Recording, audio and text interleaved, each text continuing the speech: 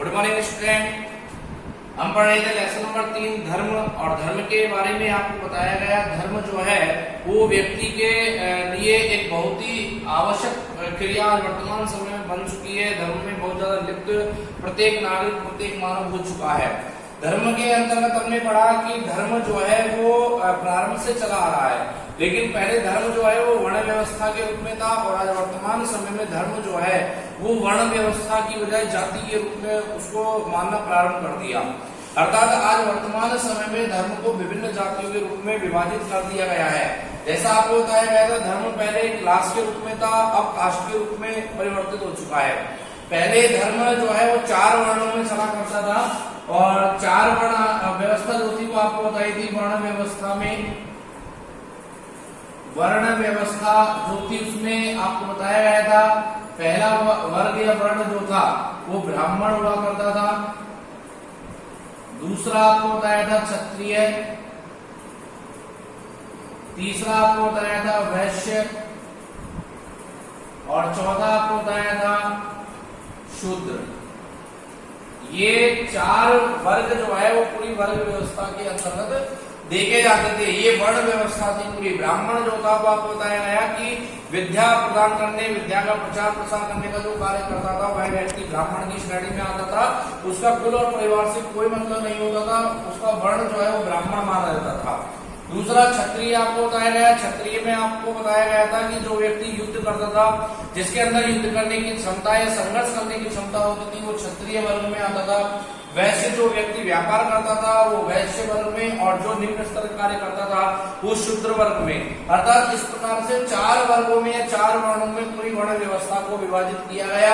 अब हम बात कर रहे थे यहाँ पर कि आश्रम व्यवस्था जो थी वो किस प्रकार की थी।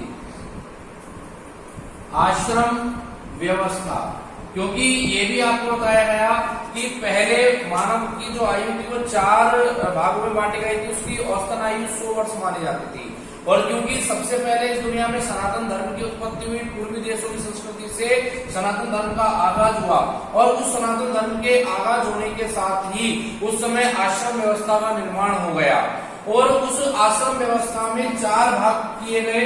उस समय मनुष्य की औसतन आयु, तो मनुष्य की औसतन आयु उस समय मानी जाती थी कितने वर्ष की? 100 वर्ष की। और उस 100 वर्ष में पहला जो भाग था 0 से 25 वर्ष का, उस 0 से 25 वर्ष की अगर हम बात करें तो उसका ब्रह्मचार्य कहलाता था, ब्रह्मचार्य आश्रम। दूसरा उसका होता था 26 से 50 वर्ष की आयु, और ये कहलाता था उसका गृहस्थाश्रम। तीसरा उसका होता था 51 से 75 वर्ष की आयु, और ये उसका होता था वानप्रस्थ आश्रम। और चौथा होता था यहाँ पर 76 से 100 वर्ष की आयु, और ये जो होता था ये संन्यास आश्रम या अज्ञात आश्रम कहलाता था। और इसके अंतर्गत व्यक्ति अलग अलग क्रियाओं को पूरा करता। 0 से 25 वर्ष यानी उसके जन्म से लेकर 25 वर्ष तक की जो आयु है वो ब्रह्मचार्य आश्रम का वो पालन करता था, अर्थात खेलता कूदता बड़ा होता और अपने परिवार के साथ रहता था। इसके बाद 26 वर्ष में जैसे ही वो प्रवेश करता था, 26 से 50 वर्ष के अंतर्गत वो उसका विवाह हो जाता था। विवाह होने के साथ वो अपने परिवार का पालन पोषण करता, रोजगार करता था। 50 वर्ष से ऊपर जाते 51 वर्ष में प्रवेश करने के साथ वह अपने घर को छोड़कर और वनों में चला जाता था। कई बार उसके परिवार भी उसके साथ जाते थे, और 75 वर्ष तक की आयु उसी प्रकार से पूरी करता था।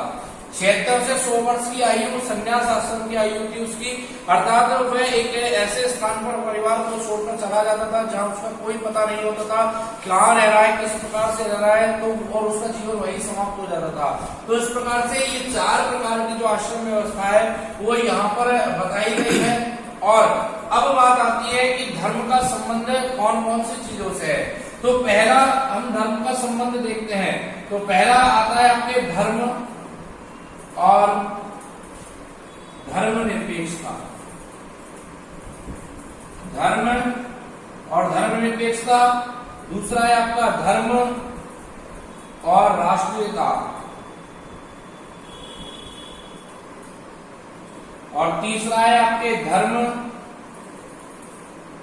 और नैतिकता। ये तीन बातें यहाँ पर आज हम आपको समझाने जा रहे हैं, और भी ये धर्म और अहिंसा आदि का संबंध जो आपको आगे बताएंगे। अभी हम ध्यान देते हैं पहले बिंदु पर, धर्म और धर्मनिरपेक्षता क्या है। देखिए, धर्म का उद्भव हो गया, उत्पत्ति हो गई, लेकिन धर्म का प्रचार प्रसार, धर्म आगे तभी बढ़ पाता है जब धर्मनिरपेक्षता होती है। और धर्मनिरपेक्षता क्या है? धर्मनिरपेक्षता का अर्थ होता है कि किसी भी राष्ट्र में, किसी भी राज्य में सभी धर्मों को एक समान दृष्टि से देखना या समान भाव से देखना, अर्थात किसी भी व्यक्ति के प्रति कोई भेदभाव न करने की जो क्रिया होती है वही धर्मनिरपेक्षता होती है। और जिस राष्ट्र में धर्म को समान रूप से देखा जाता है, सभी धर्मों को, सभी जातियों को, सभी नागरिकों को समान रूप से देखा जाता है, जिनके बीच में किसी धार्मिक रूप में, जाति के रूप में या जाति, वर्ग, वंश, वर्ण, वर्ग, लिंग, जन्म स्थान आदि किसी आधार पर कोई भेदभाव नहीं होता, वो ओरिजिनलिटी में यहाँ पर धर्म की संज्ञा कहलाती है। यानी कि जहां पर सभी धर्मों को एक समान दृष्टि से देखा जाता है, किसी भी धर्म के प्रति कोई भेदभाव नहीं किया जाता है, वो धर्मनिरपेक्षता है। और धर्मनिरपेक्षता जहां पर होगी वह धर्म निश्चित रूप से स्थापित हो जाएगा। दूसरा आता है यहाँ पर धर्म और राष्ट्रीयता। धर्म और राष्ट्रीयता क्या है? तो अगर हम बात करें धर्म और राष्ट्रीयता की, तो धर्म और राष्ट्रीयता के बीच में सबसे बड़ा संबंध है कि व्यक्ति का राष्ट्र के प्रति अपना भाव रखना, व्यक्ति का राष्ट्र के प्रति सम्मान करना और राष्ट्र को ही अपना सर्वोपरि धर्म मानना, ये सबसे बड़ा धर्म माना गया है। अपने धर्म की रक्षा करना, अपने समुदाय की रक्षा करना, ये धर्म नहीं होता है। धर्म होता है सबसे बड़ा कि अपने राष्ट्र की रक्षा करना, अर्थात व्यक्ति के पास सर्वोपरि धर्म होता है राष्ट्र रक्षा। राष्ट्र रक्षा से ऊपर उठकर कोई भी व्यक्ति का धर्म नहीं होता। और जो व्यक्ति राष्ट्र की रक्षा करने में सफल है या सक्षम है, वो निश्चित रूप से धर्म की अनुपालना कर रहा है। तीसरा यहाँ पर आता है धर्म और नैतिकता। धर्म और नैतिकता, नैतिकता देखिए क्या होती है। नैतिकता का अर्थ है कि हम अपने जीवन में दया, करुणा, अहिंसा, परोपकार, सत्य आदि ये जो मानवीय तत्व है, जो मानवीय क्रियाएं, और इनका अनुसरण करते हुए जब अपना कार्य को करते हैं तो वो नैतिकता कहलाती है। यानी मानवीय विचार जो है, मानवीय विचारों के साथ साथ मानवीय कार्य जो है वो नैतिकता होती है। और नैतिकता होने पर ही धर्म की प्रसिद्धि हो सकती है, नैतिकता होने पर ही धर्म यथावत रूप से स्थापित रह सकता है।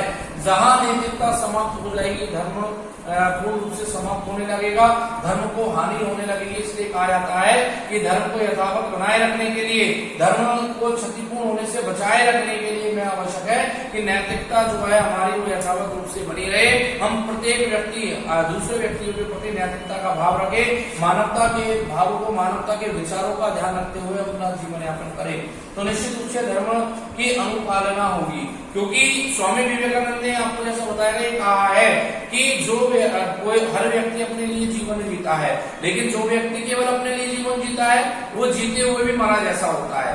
लेकिन जो व्यक्ति अन्य लोगों के लिए जीवन जीता है, परोपकार में जीवन जीता है, वो निश्चित रूप से एक मानव जीवन जी रहा है। तो इन सब बातों का हमें विशेष रूप से ध्यान रखना चाहिए। चौथा आपके आता है धर्म और अहिंसा। धर्म और अहिंसा अर्थात धर्म कहां पर होता है? धर्म वहां होता है जहां अहिंसा होती है। जहां पर हिंसात्मक क्रियाएं होना प्रारंभ हो जाती है, हिंसाएं होना प्रारंभ हो जाती है, वहां पर धर्म भी लुप्त होने लगेगा, धर्म समाप्ति की ओर चला जाता है। इसलिए कहा जाता है किसी प्रकार की हिंसा हमें नहीं करनी चाहिए। हिंसा आपको बताई गई थी 3 प्रकार की होती है। 3 प्रकार की हिंसा, मन, कर्म और यह आपका तीसरा हो गया वचन। यानी ये तीनों प्रकार की हिंसाओं में से कोई भी हिंसा नहीं हो रही है तो निश्चित रूप से हम धर्म की अनुपालना कर रहे हैं। मन, कर्म, वचन क्या है कि मन से किसी व्यक्ति के बारे में गलत न सोचना, उसको मन से कोई गलत शब्दों का उच्चारण न करना, ये मन की हिंसा है। इसके बाद आती है आपकी कर्म की हिंसा, अर्थात हमारे द्वारा ऐसा कोई कार्य ना किया जाए जिससे किसी अन्य व्यक्तियों का कोई नुकसान हो, स्वाभिमान को ठेस पहुंचती हो, वो कर्म की हिंसा है। और वचन यानी हम किसी व्यक्ति को गलत प्रकार के शब्दों से संबोधित ना करें, ऐसे शब्दों का प्रयोग ना करें जिससे किसी व्यक्ति को मन को हाथ पहुंचे, ठेस पहुंचे, स्वाभिमान को ठेस पहुंचे। इन सब बातों का हमें विशेष से ध्यान रखना चाहिए। तो यहाँ पर जो आज आपको बिंदु बताए गए हैं, इन सब चीजों का अनुसरण करने के बाद ही हम धर्म को स्थापित कर सकते हैं, और अगर इनका अनुसरण नहीं कर रहे हैं तो निश्चित रूप से धर्म को नुकसान होगा, धर्म की हानि होगी। तो ये आज आपके लिए टॉपिक आपको बताया गया, ये बातें आपको बताई गई है।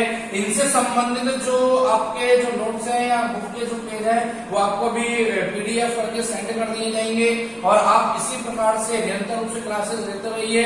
कोरोना संक्रमण काल के अंतर्गत आप घर पे रहिए, सुरक्षित रहिए। आगे की जो जानकारी है, आगे की जो टॉपिक है वो अगली क्लास में बताए जाएंगे। तब तक के लिए okay, thanks for the day.